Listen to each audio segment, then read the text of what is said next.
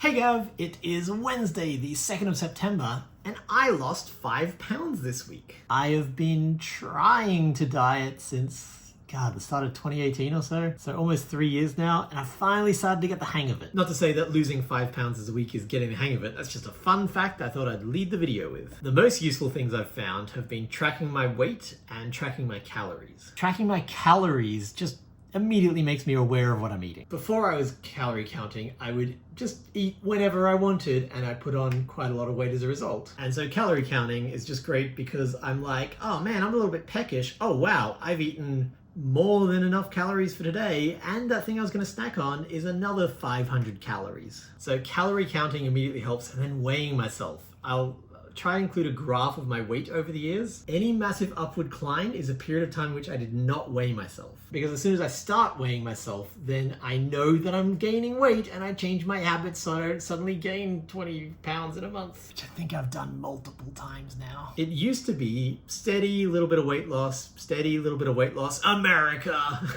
Before I was living here, every time I came to visit, I would just eat all the American food, and also because I was traveling, wouldn't have scales. The worst was when I was staying with some very dear friends of mine. I love them and they were very lovely, but they fed me all the time and they eat so well. And by well, I don't mean necessarily healthily, but just delicious food that was always available in a cupboard full of snacks that was always open. But at the start of this year, I was like, I'm moving to America. I can't keep on putting on weight every time I'm in America. And so I made sure I always had scales and I started diligently tracking all my calories. And I started the year at the heaviest I think I've ever been, about 196, 97 pounds, which is 89 kilograms. So I started the year at about 90 kilograms, and now, as of right now, I'm at 78 kilograms, which is about 173 pounds.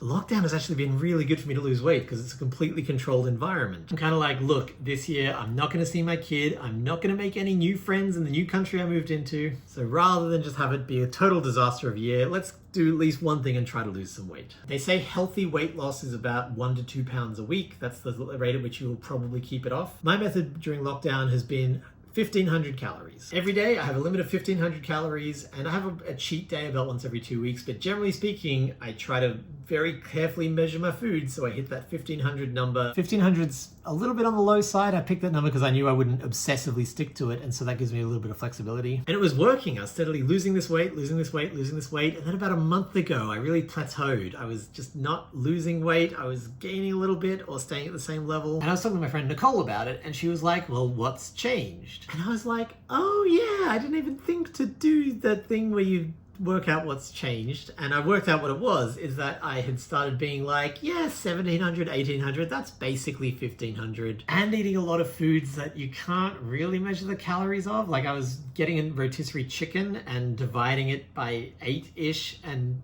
using Google to work out how many calories. And it's not inaccurate, but also I stopped losing weight, so I don't know if it was necessarily accurate. And so as of a week ago, I was like, cool, 1,500 hard limit. And also on Sunday, I fasted for the day. I had always assumed that fasting was really unhealthy and dumb, but I looked it up and it turns out that fasting is not only not bad for you, it can actually be kind of good for you. So on Sunday, I didn't eat anything. And I think because it was a day off and because I knew I was going in not eating anything, it was totally fine. I got a little bit lightheaded around 11 p.m., but for a day of not eating, that's pretty good. It definitely helped that I knew I was fasting, so I was drinking a lot of liquids, a lot of water, a lot of 0-calorie drinks, a lot of tea. And then on Monday morning, I weighed myself 171 pounds. The previous Monday, I'd been 176 pounds, so I lost 5 pounds in a week. I don't expect to keep on losing 5 pounds a week. I don't think that's particularly healthy. Generally, after a plateau, you do have that dip. It's water weight. I don't really understand it. But I'm back on track with my weight loss goals. My end goal is 140 pounds, which means I'm about halfway. Once I hit 140 pounds, I'm gonna buy some weights. I'm gonna bulk up and get swole. So that has been my weight loss journey. I enjoy it way more than I expected to. I think it's like a little game to be like, 1,500 calories. What can I fit into that? I don't track the milk in my tea, so